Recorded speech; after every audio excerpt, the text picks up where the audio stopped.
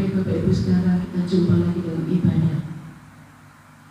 Kita mau mengagungkan Tuhan, kita mau memuliakan Tuhan. Tuhan yang layak dipuji, Tuhan yang layak diagungkan. Kalau kita masih ada sampai hari ini, semua karena berkat Tuhan, semua karena kasih Tuhan. Satu hari, setiap hari Tuhan menuntun langkah hidup kita.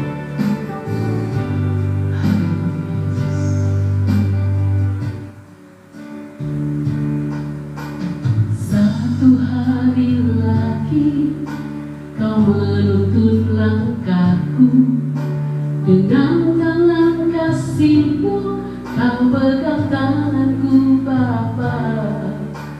Satu hari lagi Kau buktikan kasih-Mu, berkat-Mu yang melimpah membuatku terpesona. Hanya satu yang ku minta, ajarku mengasihi-Mu dengan segenap hatiku seumur hidupku. Hanya satu yang ku minta, ajarku mencintai-Mu dengan segenap hatiku seumur hidupku, Yesus.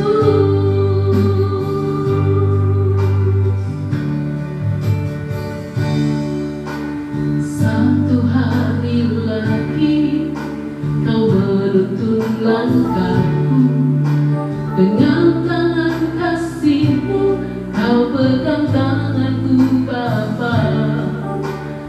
Satu hari lagi Kau buktikan kasih-Mu, berkat-Mu yang melimpah membuatku terpesona.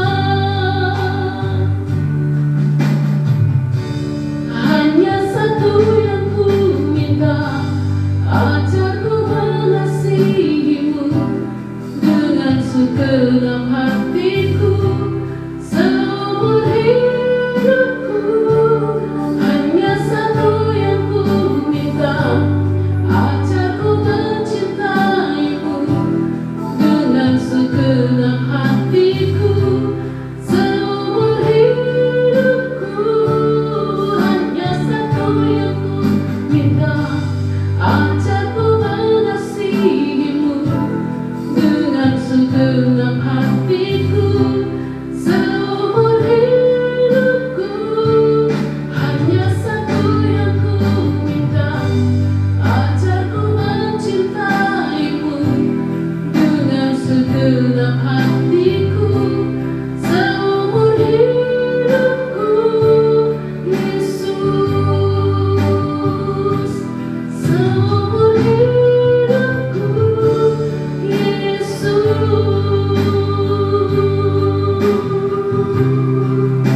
Mari kita berdoa. Bapa kami yang di surga, terima kasih kami masih diberikan kesempatan untuk beribadah. Kami mau memberikan yang terbaik bagi Tuhan. Kami mau memuliakan nama-Mu. Urapi setiap kami, urapi hamba-hamba Tuhan. Terima kasih Tuhan. Kami mau satukan hati, kami mau memuliakan nama Tuhan. Di dalam nama Tuhan Yesus, kami buka ibadah kami sore hari ini. Amin. Biar Tuhan jadi andalan dalam hidup kita. Mari kita teguhkan iman percaya kita hanya kepada Dia. Tuhan jadi sumber pertolongan hidup kita.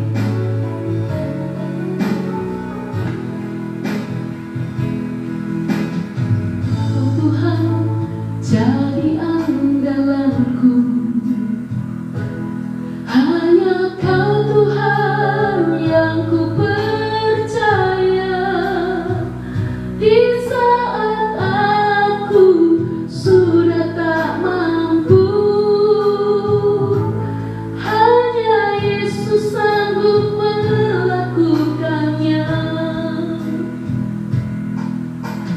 Kau Tuhan jadi andalanku.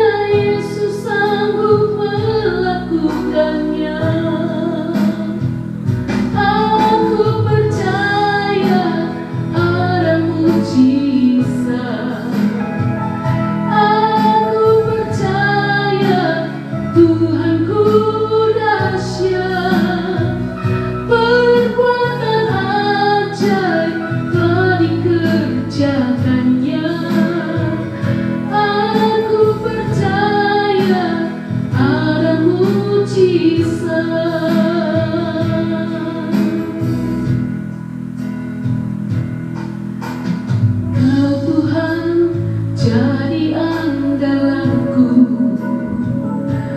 Hanya Kau Tuhan yang ku percaya. Di saat aku sudah tak mampu, hanya Yesus sanggup melakukannya. Kau Tuhan jadi andalanku.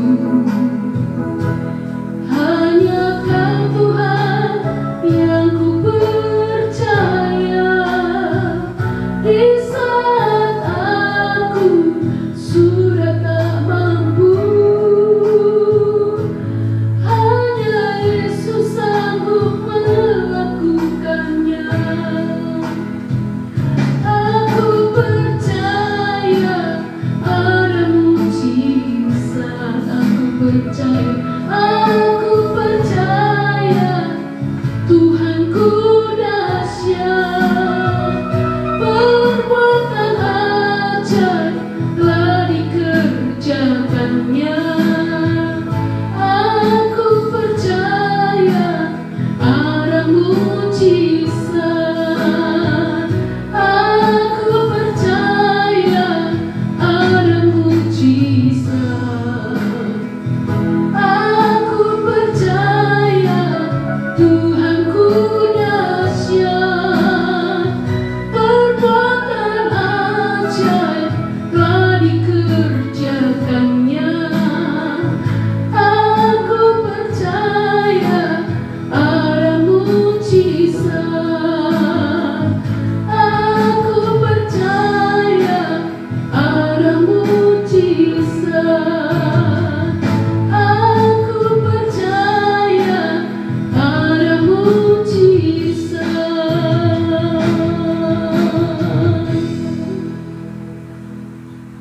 Shalom Bapak Ibu Saudara yang dikasihi Tuhan, kita jumpa kembali di dalam ibadah hari ini walaupun hanya secara online. Bagaimana kabarnya? Masih tetap semangat? Kita harus tetap semangat sebagai anak-anak Tuhan, karena Tuhanlah yang memberikan kekuatan kepada kita di dalam situasi dan kondisi apapun. Mari kita akan sama-sama belajar di dalam kebenaran firman Tuhan pada hari ini dengan satu tema, ditanam dan bertunas di pelatarannya. Orang manakah yang menanam sesuatu tetapi tidak ingin memetik buahnya? Tidak ada, bukan? Begitu juga dengan seorang pekerja.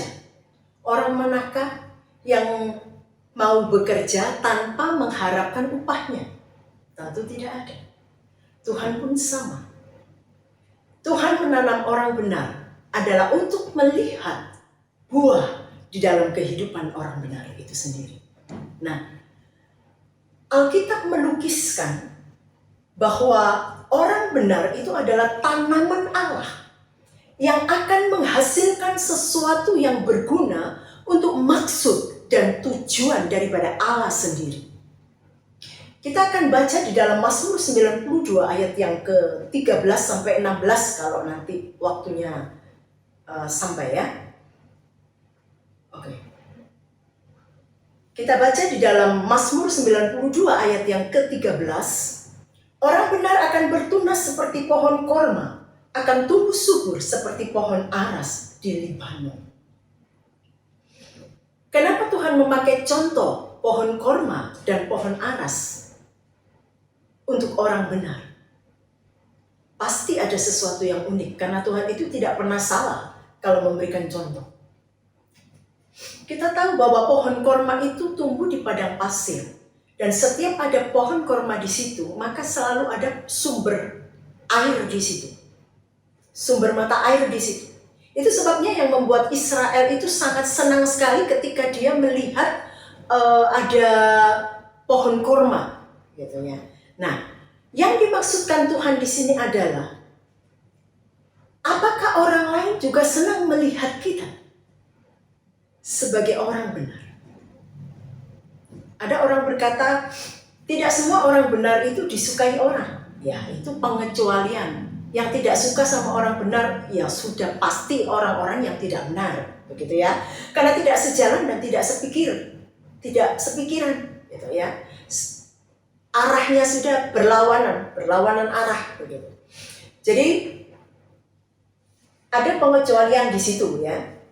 Tetapi yang Tuhan inginkan di sini adalah apakah hidup kita ini bisa menjadi berkat bagi orang lain. Itu yang Tuhan inginkan. Kalau hidup kita menjadi berkat bagi orang lain, maka itu membuat orang lain menjadi senang melihat kita. Nah, begitu juga di dalam cara menanam pohon korma, itu ada yang unik gitu ya, unik sekali. Saya tidak pernah melihat cara orang menanam pohon korma. Suami saya pernah lihat tapi di televisi ya, saya diberitahu gitu, diceritain sama suami saya begitu. Jadi kalau menanam pohon korma itu setelah ditanam ya, bijinya, kemudian diberi tanah, di atasnya itu diberi batu yang besar. Bukan batu kecil, saya pikir batu kecil, tapi ternyata batu yang besar. Kenapa diberi batu besar? Supaya ketika pohon kurma itu tumbuh, dia tidak tumbuh ke atas. Tetapi akarnya yang di dalam ini, supaya dia mencari sumber mata air itu. Di mana air itu berada. Itu sebabnya pohon kurma sangat kuat walaupun di tengah terik matahari dia tetap kuat, gitu ya. Jadi akarnya ini harus mencapai mata air itu terlebih dahulu. Akarnya ini connect dengan sumber mata air itu sendiri. Nah, yang Allah inginkan di sini adalah orang benar itu harus connect dengan sumber air itu sendiri. Yesus Kristus adalah sumber air kehidupan. Jadi orang benar itu harus connect dengan sumber air itu sendiri. Nah, ketika akarnya itu sudah mencapai atau menemukan mata air itu, maka dengan sendirinya pohon korma ini dia punya kekuatan untuk tumbuh ke atas, ya. Dan ketika dia tumbuh ke atas, dia bisa menyingkirkan batu itu. Heran ya. Suami saya juga mencoba untuk menanam gitu ya, di pot menanam pohon korma. Saya perhatikan, ya masih kecil gitu ya. Saya perhatikan daunnya, terus saya mikir gitu ya. Daunnya juga sama seperti tanaman-tanaman biasa. Rasanya tidak mungkin ketika dia tumbuh ke atas, dia bisa mendorong batu yang begitu besar. Secara pikiran ini tidak memungkinkan. Tetapi itulah kenyataan dari pohon korma. Unik sekali. Dia bisa menyingkirkan batu yang besar itu. Dan ketika dia sudah tumbuh, dia akan bertunas, mengeluarkan ranting. Dan kemudian dia akan berbuah. Dan kita tahu buahnya sangat manis. Dan menurut penelitian, katanya buahnya itu juga baik untuk kesehatan. Nah, Bapak Ibu yang dikasihi Tuhan, inilah yang Tuhan inginkan di dalam setiap kehidupan kita. Sebagai orang benar, kita tetap kuat di tengah terik matahari seperti pohon korma. Di tengah panasnya terik matahari di tempat padang pasir, dia bisa bertumbuh dengan kuat subur. Kenapa? Karena dia memiliki akar yang kuat. Inilah yang Tuhan inginkan dari setiap kehidupan orang-orang benar. Di masa pandemi seperti ini, kita melihat sana sini sakit, sana sini meninggal. Ini setiap hari di rumah saya terdengar suara ambulans pagi, siang, sore, malam. Keadaan yang betul-betul serba menakutkan begitu ya. Tetapi yang Tuhan inginkan di sini adalah kita tetap kuat di dalam situasi dan kondisi apapun. Apapun yang terjadi, kita harus tetap kuat. Miliki akar yang kuat, seperti pohon korma. Akar yang kuat, untuk memiliki akar yang kuat tentunya harus membangun relasi dengan Tuhan. Bangun relasi dengan Tuhan. Ketika kita memiliki hubungan yang sangat intim dengan Tuhan, dengan sendirinya kita memiliki kekuatan rohani. Karena Tuhanlah yang memberikan kekuatan itu di dalam kehidupan kita. Nah, selain membangun hubungan yang intim dengan Tuhan, supaya kita bisa memiliki pengenalan yang benar tentang hatinya Tuhan, kemudian kita juga harus meyakini bahwa Yesuslah satu-satunya dasar dalam kehidupan kita dan tidak ada yang lain. Yesus Kristus harus menjadi satu-satunya dasar dalam kehidupan kita. Tidak ada yang lain. Tidak boleh ada kepercayaan lain. Tidak boleh ada dua Tuhan dalam kehidupan kita. Ya. Jadi tidak usah percaya yang macam-macam, baik tahayul, tradisi, hong shui dan macam sebagainya. Semua itu harus dibuang. Jangan jadi anak Tuhan yang masih percaya yang seperti ini ya, yang masih percaya tahayul-tahayul. Saya masih ingat sekitar 15 kalau enggak 16 tahun waktu itu umur saya ya. Ketika kami mengadakan biston di rumah, saya berfoto dengan kakak saya dan juga kakak sepupu saya, kebetulan saya yang di tengah. Ada seorang ibu berkata, stop nih. Stop, jangan foto dulu. Kenapa? Saya bilang gitu. Kenapa? Jangan foto bertiga. Nanti yang di tengah kamu loh. Kamu mati duluan. Saya masih ingat waktu itu umur saya sekitar 15-16 tahun. Saya berkata, yang saya percaya hanya Tuhan Yesus. Saya tidak percaya tahayul. Dan itu tidak akan pernah terjadi. Karena saya tidak percaya tahayul. Saya hanya percaya kepada Tuhan Yesus. Hidup dan mati saya ada di tangan Tuhan, bukan di tangannya tahayul, bukan di tangannya di tangan manusia atau karena perkataan manusia. Tapi hidup dan mati kita adalah di tangannya Tuhan. Jadi nggak usah percaya yang aneh-aneh, dibuang semuanya. Nanti kalau lagi hamil juga gitu, nggak boleh jahit. Saya pernah menjahit waktu hamil. Tetangga saya dari depan langsung bilang, "Hei, jangan jahit, stop, jangan jahit." Saya bilang, kenapa bu? Saya bilang, oh kamu nanti, ya, waktu melahirkan katanya ya, waktu melahirkan buntu nggak bisa keluar anakmu. Saya bilang saya nggak percaya gituan bu, saya cuma percaya sama Tuhan saya. Terus dia ngomel-ngomel, saudara, lihat aja nanti buntu katanya. Lihat aja nanti anakmu nggak bisa keluar. Saya dikutukin saudara. Tapi saya nggak peduli dan saya tidak percaya. Saya hanya berkata di dalam nama Yesus, aku hancurkan segala kutuk-kutuk di dalam mulut tetangga saya.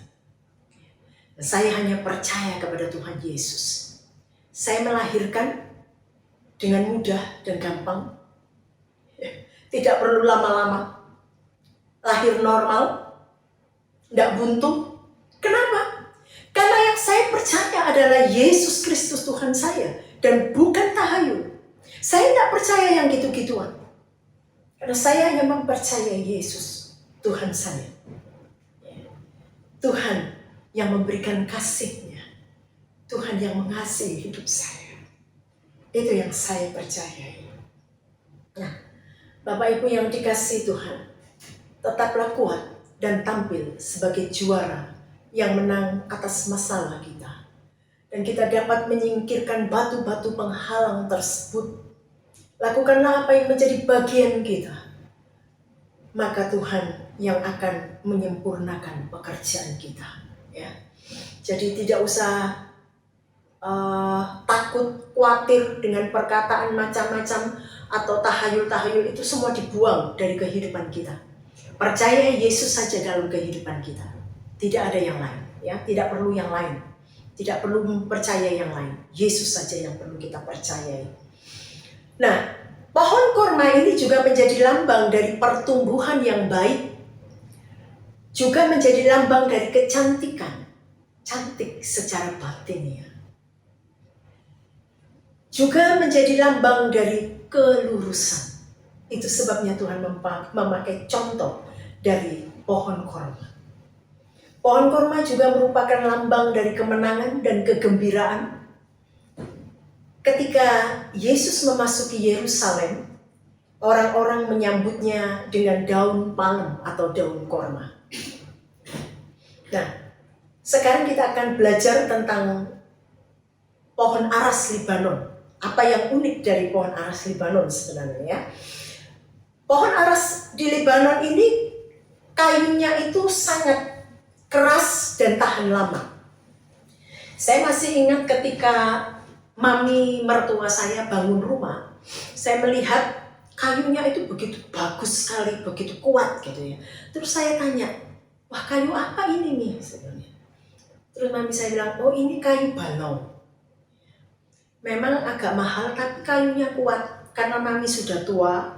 Jadi mami tidak mungkin bangun-bangun lagi. Jadi cari kayu yang tahan lama. Kalau zaman dulu kan orang bangun selalu pakai kayu ya.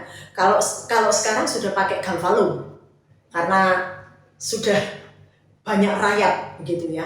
Nah, balau ini kayunya kuat.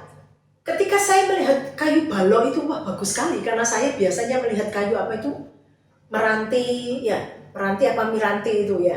Kemudian kamper, jati itu ada jati muda, jati tua. Kalau yang jati muda itu gampang sekali rayap, kena rayap gitu ya. Nah, ketika saya lihat balau itu, waduh bagus sekali kayunya. Kayu balau saja bagus, apalagi kayu aras Libanon. Kayu aras Libanon ini sangat keras dan tahan lama. Serangga rayap tidak mau, sebab dia mengeluarkan cairan yang berbau wangi yang membuat rayap itu tidak mau dekat-dekat. Ya, menjauh semuanya.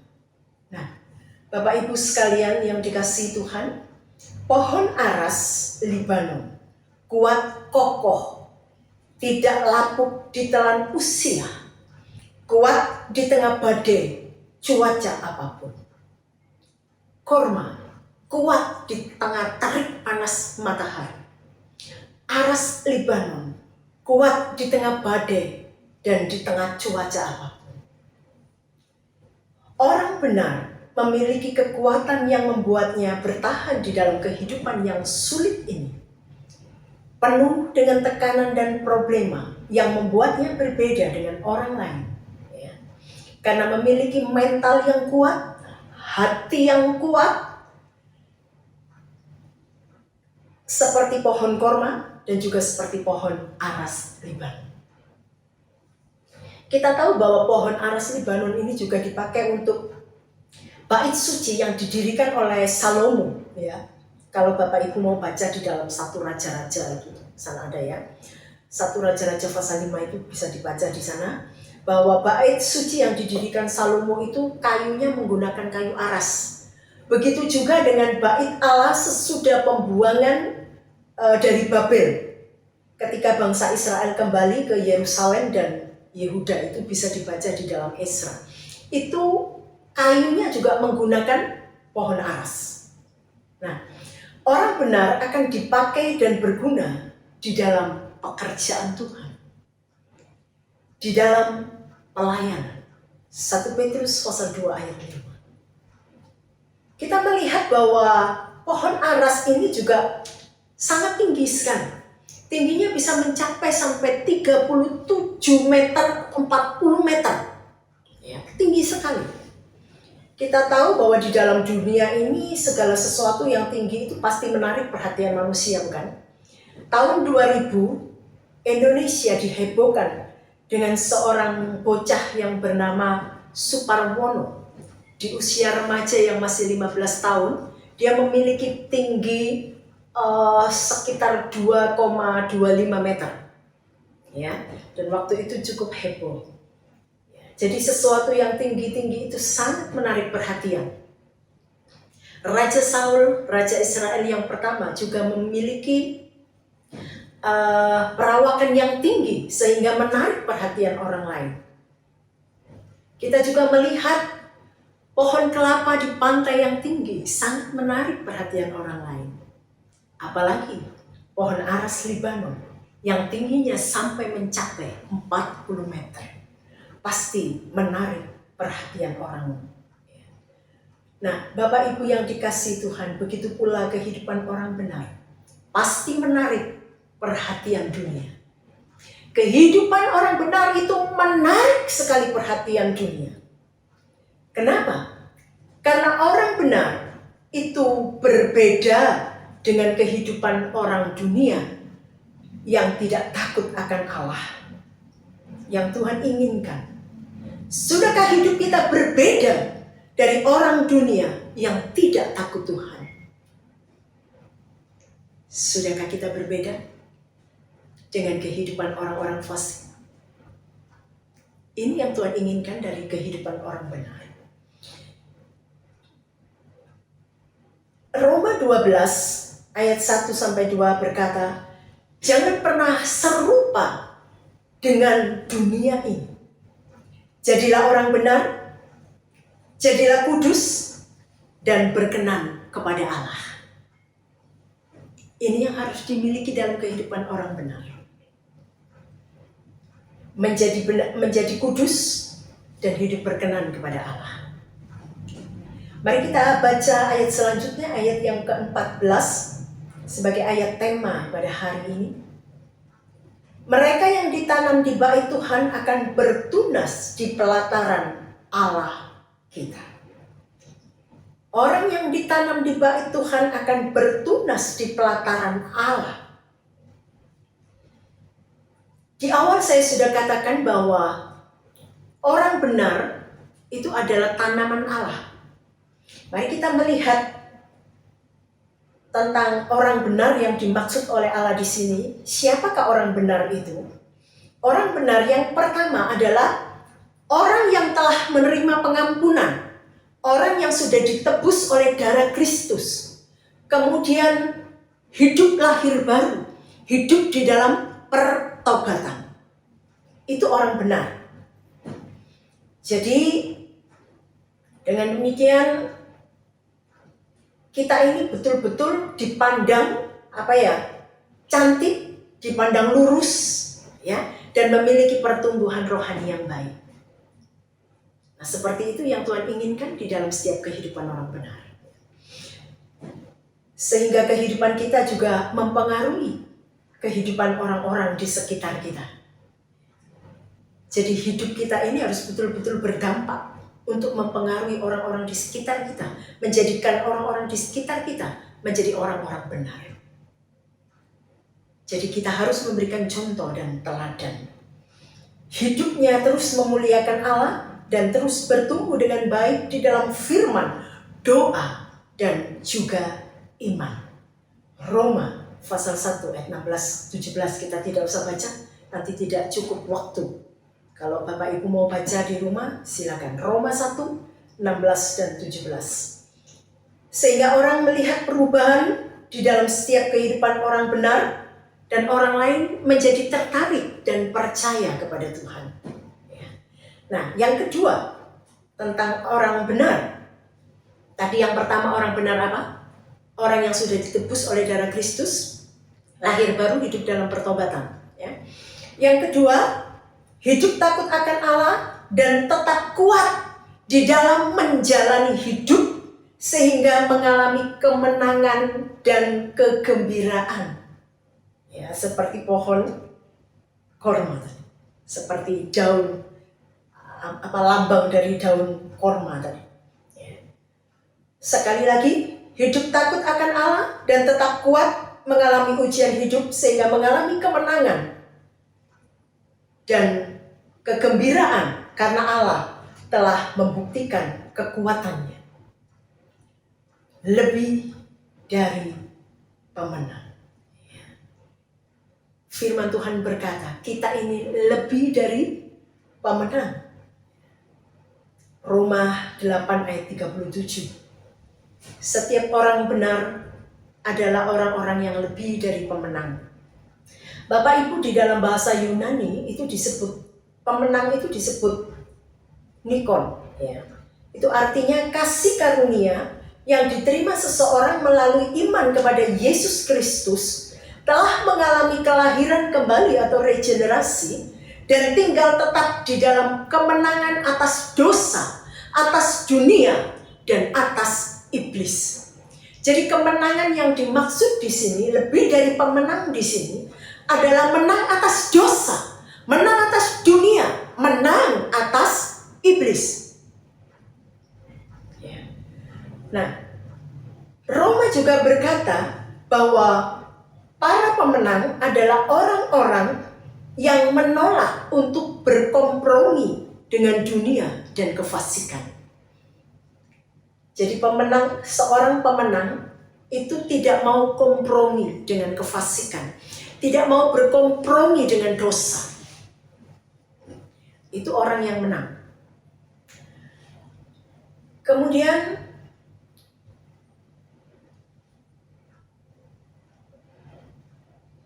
biar kita tetap setia kepada Kristus sampai saat yang paling akhir, dan kita memperoleh mahkota dan hadiah dari Tuhan. Ketika kita tetap menjadi kuat dan setia sampai akhir, kita akan menerima mahkota yang Tuhan janjikan dalam kehidupan kita. Puji Tuhan. Orang-orang yang dibenarkan Tuhan adalah orang-orang yang hidupnya berkenan kepada Tuhan. Ya. Contohnya seperti Abraham, Ishak, dan Yakub. Kemudian kita akan melihat, dikatakan ditanam di bait Allah, bertunas di pelataran Allah. Bertunas itu artinya tumbuh tunas, beranak, begitu ya. Tumbuh tunas, beranak. Jadi pohon yang beranak, gitu ya. Bertumbuh, kemudian bertambah banyak, beranak. Itu artinya bahwa kehidupan orang benar itu harus menghasilkan orang-orang benar melalui pengaruh kehidupannya. Pasti semuanya itu Tuhan yang melakukan, ya. Tetapi yang Tuhan maksud bertambah banyak, bertunas, bertambah banyak, adalah hidup orang benar harus menghasilkan orang-orang benar melalui pengaruh kehidupannya. Melalui pengaruh kehidupan orang benar. Jadi hidup yang berdampak menghasilkan orang benar. Ini yang Tuhan mau dalam kehidupan orang benar. Hidup yang berdampak menghasilkan orang benar. Ditanam di bait Tuhan, bertunas di pelataran Allah. Ini sangat berkaitan erat sekali dengan kayu aras tadi, ya, yang dipakai untuk bait Allah. Orang yang ditanam oleh Allah akan berguna dalam kerajaannya. Jadi maksudnya begini, orang yang ditanam di bait Allah itu berguna di dalam kerajaannya, di dalam pemerintahan Allah, di mana Allah yang menjadi raja atas kehidupannya. Oleh karena itu manusia harus mengakui kekuasaan Allah dan menyerahkan diri, percaya sepenuhnya kepada Yesus Kristus, sehingga terciptalah kebenaran, keadilan, kesejahteraan, dan kedamaian. Pemerintahan Allah yang kekal itu berdaulat atas seluruh alam semesta. Itu sebabnya orang benar tidak akan jauh dari persekutuan dari hadirat Allah, di dalam gerejanya, di dalam pelayanan terhadap Allah. Jadi orang benar itu selalu connect dengan sumber air itu sendiri, dengan Yesus Kristus. Memiliki relasi yang baik dengan Allah. Ayat 15. Pada masa tua pun mereka masih berbuah, menjadi gemuk dan segar. Sampai masa tua pun orang benar akan tetap dipelihara oleh Allah. Ini maksudnya sehingga hidupnya itu tetap menjadi berkat dan memuliakan Allah. Ya, Yesaya 46 ayat 4 dikatakan bahwa sampai masa putih rambutmu aku akan tetap menggendong kamu. Dan ini artinya bahwa kehidupan orang benar itu dipelihara oleh Allah sampai masa tua. Beda dengan orang fasik, mereka akan terus berkembang di dalam kejahatan mereka, sehingga akhirnya bukan menjadi gemuk dan segar, tetapi akan dipunahkan oleh Allah. Orang tua yang hidup benar di dalam Tuhan, dia akan terus maju dan berjalan dengan baik, bertumbuh dengan subur, dan tetap menghasilkan buahnya. Artinya, Tuhan tetap memelihara di masa tuanya. Jadi Bapak Ibu yang dikasihi Tuhan, orang benar itu harus patut bersyukur kepada Tuhan, ya, karena Tuhan itu telah melimpahkan berkat-berkatnya kepadanya. Jadi Tuhan itu menjadikan hidup orang benar itu penuh dengan kemenangan dan kegembiraan. Tuhan memberikan kita kekuatan untuk menghadapi tantangan-tantangan zaman ini. Dan bahkan Tuhan juga tetap memelihara di masa tua kita.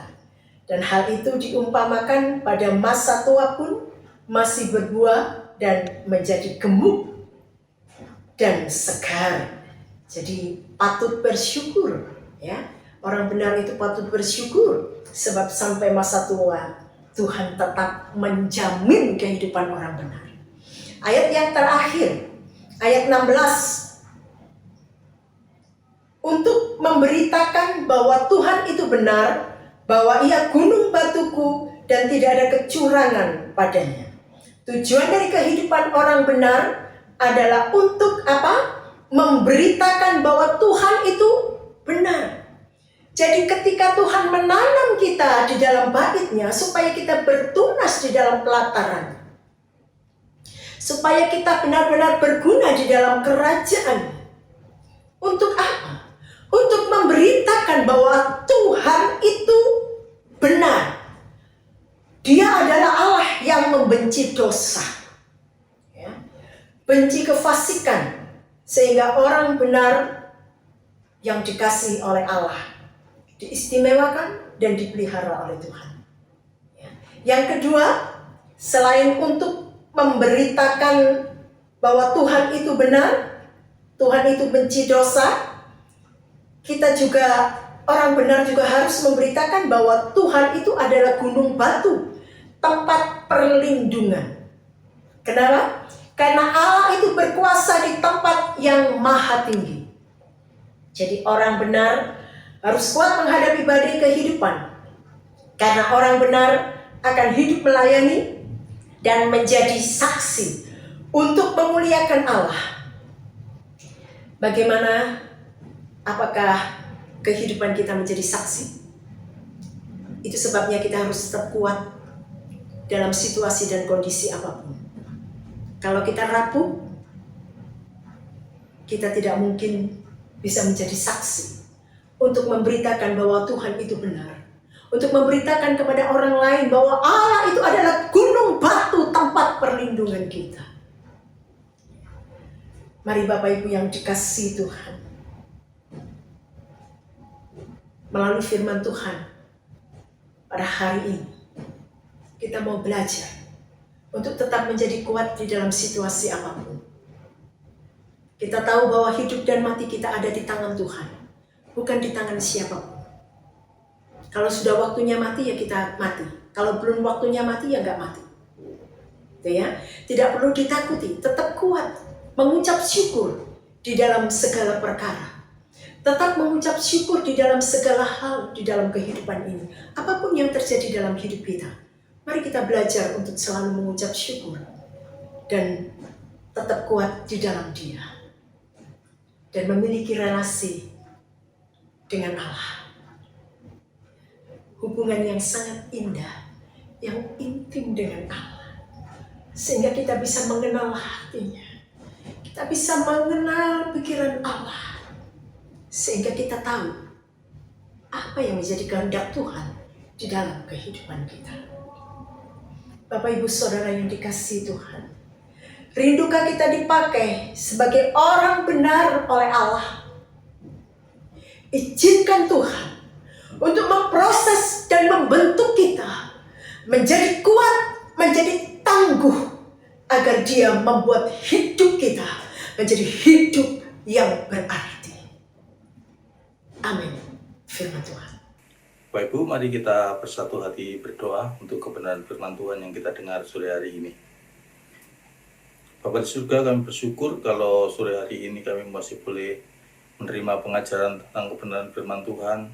Biarlah firman-Mu termeterai dalam hati kami, dan kami boleh menjadi pelaku-pelaku firman-Mu, menjadi orang-orang yang bergaul erat dengan Tuhan, bergaul intim dengan Tuhan, sehingga kami memiliki pertumbuhan rohani dan mengeluarkan buah untuk kemuliaan bagi nama Tuhan.